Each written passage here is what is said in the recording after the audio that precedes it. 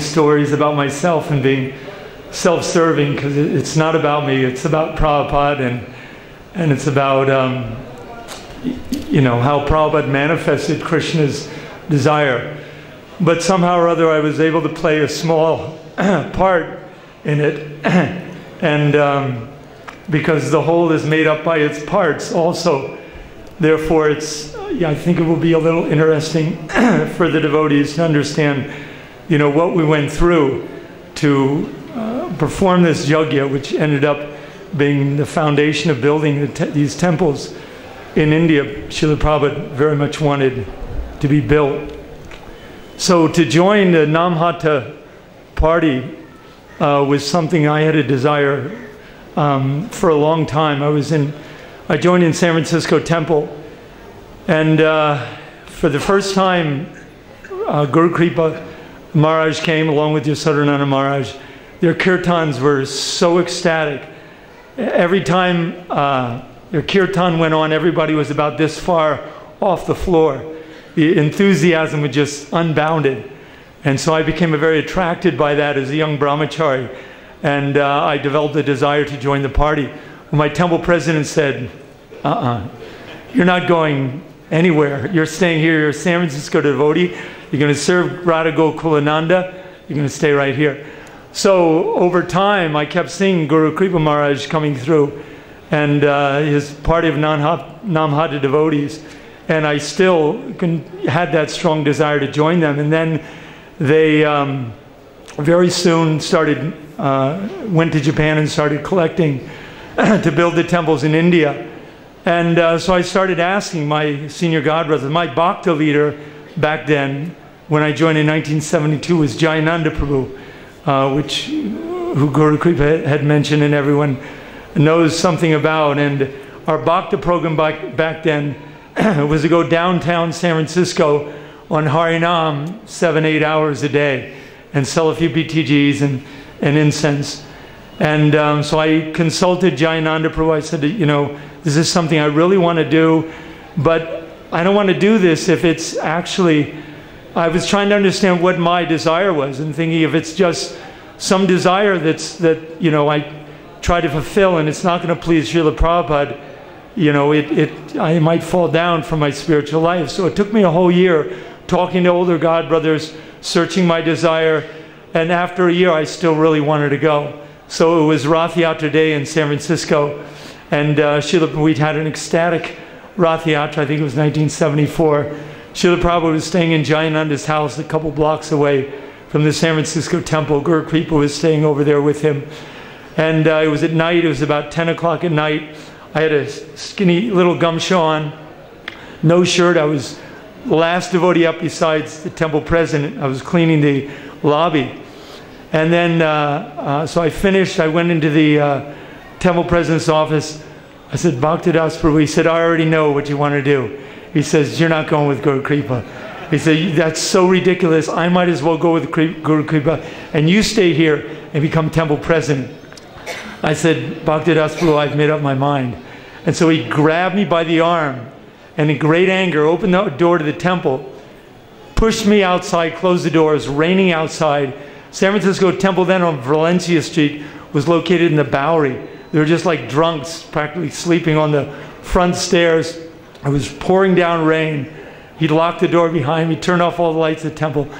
So I ran over to where Prabhu was staying, and then Guru Kripa came out, gave me a blanket to sleep there, and in the morning had me go during Mangalarti, sneak into the temple and go up, get all my things, put them in the back of Nanda Kumar's car, who was Prabhupada's servant at the time, and he drove the getaway car to go to Los Angeles so I could collect my money to go to Japan and collect. So, Prabhupada told the temple presidents at that time that they should give Guru Kripa Maharaj some good men. But, of course, none of the temples wanted to give him any good men. So some of the devotees were, just temple rejects. The devotees, the temples are about ready to kick out anyway. And so we had kind of a varied band of devotees. But when I went over there, our program was we were collecting on the street, usually about more than 10. I remember collecting somewhere between 10 hours to 12 hours on the day. There were devotees that just couldn't do so much. They were given a certain quota of like 60,000 yen, which, I don't know, in the beginning was, what, like $300 or something. But we were $200 in the beginning, and then the yen went up, so it was actually more. But, you know, we understood, you know, that Prabhupada wanted to build these temples. And Guru Kripa Maharaj was really pushing us. And so, you know, we took the mission seriously. A lot of us were going out 10, 12 hours a day on the street. There was no Sunday feast. There was no evening kirtan. We go to Mangal Artik, and then all day long, we were chanting our rounds all day long. We were out on the street begging donations in a land where none of us knew the language. We learned a few mantras.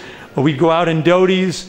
Japanese people were charitable, and we begged, passing out these little Back to Godhead magazines with a picture of Gornitai, Guru Kripa Maharaj's Gornitai, deities on the front, on the back.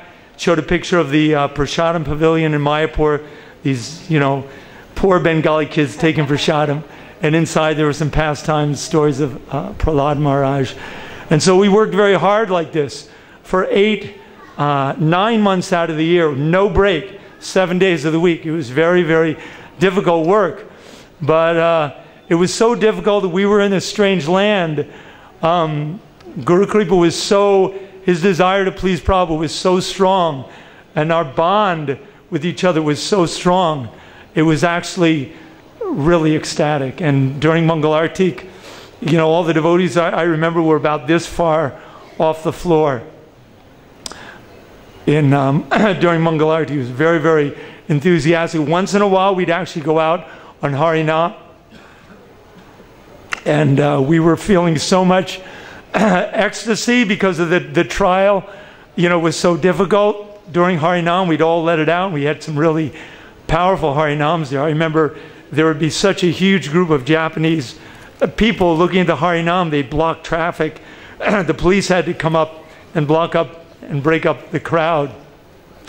And of course, it was very ecstatic when we'd come. At the end, we'd spend a couple months in India, and that was the time Prabhupada would come. We'd come early before the festival. Srila Prabhupada was in Mayapur, and we'd come and sit at his lotus feet and hear Bhagavatam class every day. So just to give you, I won't take too much more time, but just to give you an idea of what it was like in Japan. We ended up, we had tourist visas because they wouldn't give us missionary visas. So we had to leave, I think, every 3 months and go back and renew our visa.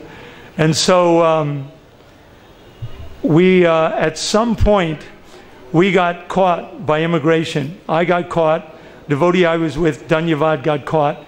They threw us in prison. Lo and behold, there were about 6 other devotees there in prison. And so at this point, they were rounding up all the devotees.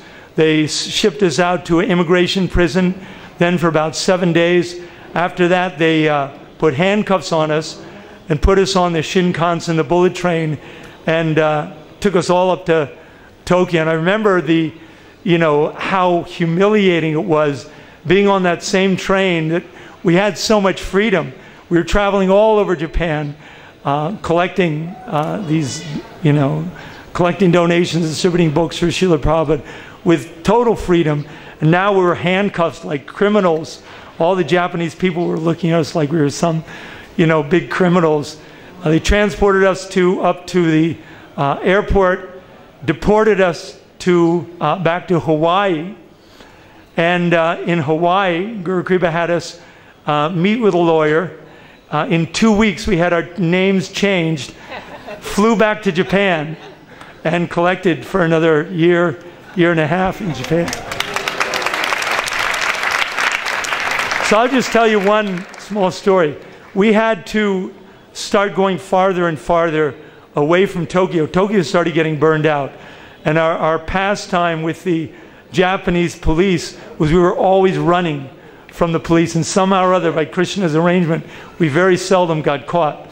But we were getting caught more and more, so we had to keep going farther and farther away from Tokyo. So I went by myself this day.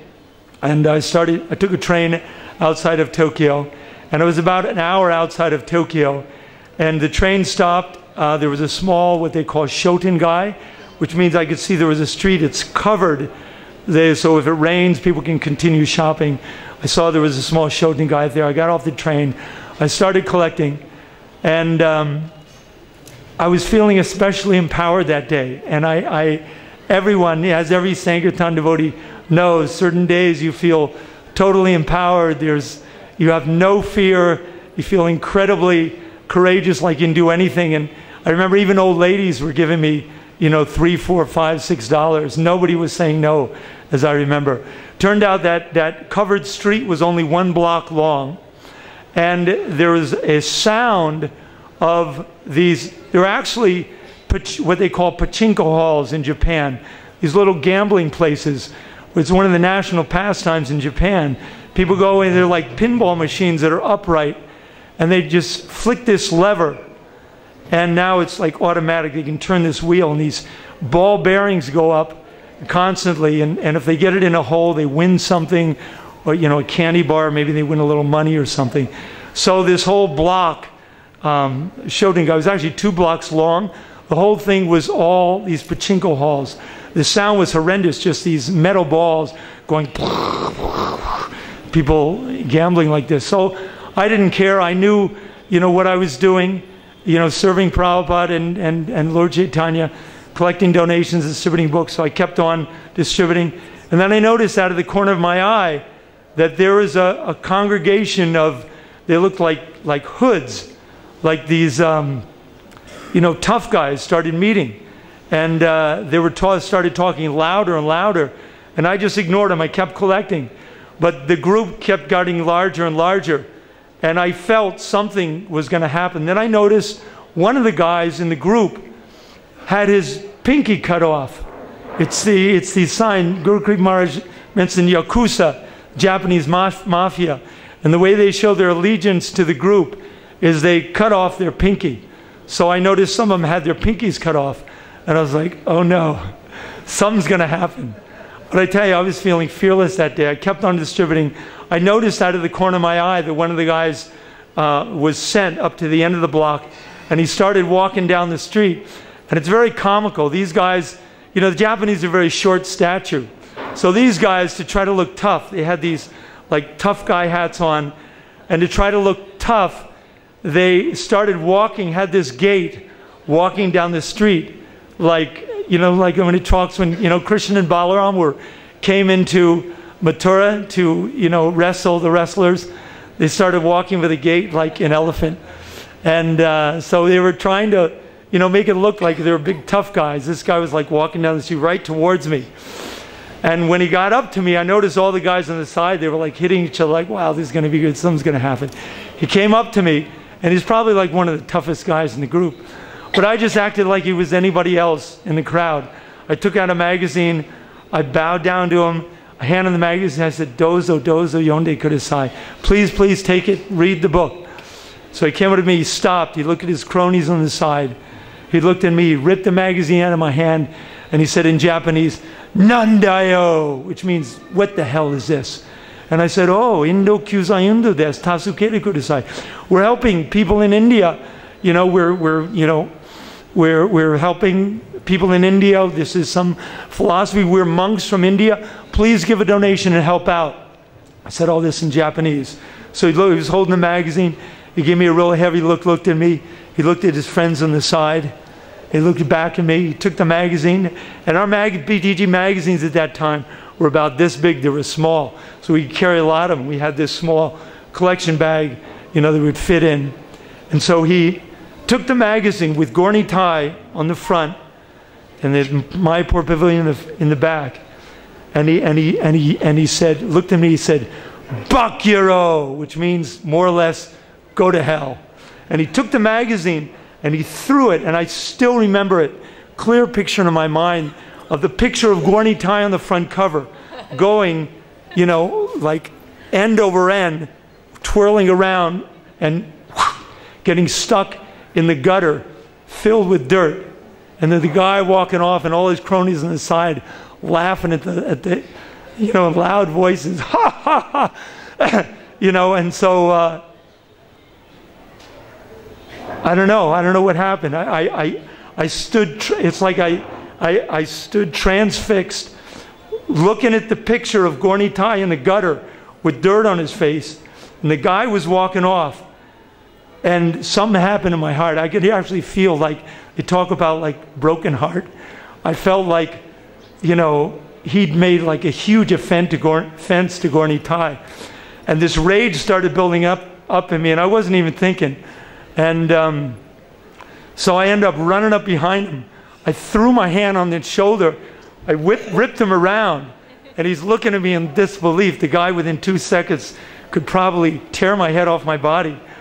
And I didn't know how to say it in Japanese, but in English, I pointed to the magazine. I said, "Pick it up!" And he looked at me in like utter disbelief. He looked at his friends along the side, and they were like, well, I don't know, this like wasn't scripted.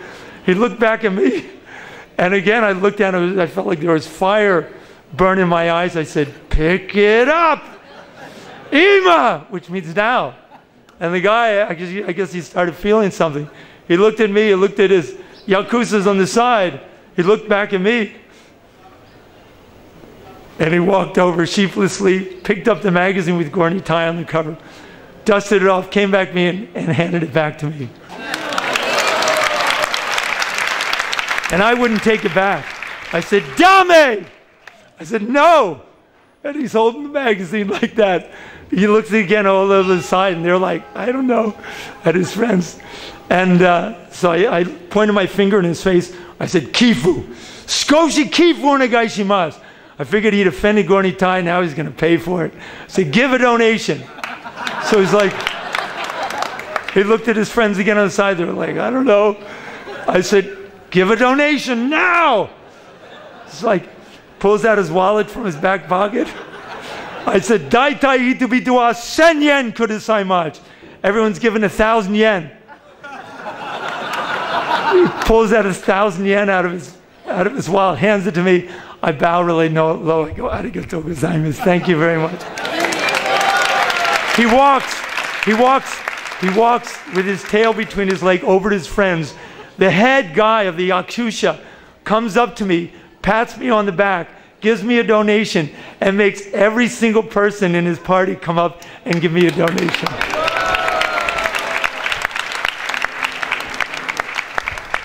Anyway, that's just a little taste of like it was in Japan. We were literally feeling so empowered by Srila Prabhupada, so empowered by our, Guru Kripa Maharaj and leaders that were so intent on satisfying Prabhupada that, we were oblivious to everything else. And somehow or other, by Srila Prabhupada's mercy, by the mercy of Guru Kripa Maharaj, we were able to do this service and get some special mercy. And I really figure that although I have no qualification, by that special mercy I was able to come back and do some service in Vrindavan Dham. Hare Krishna.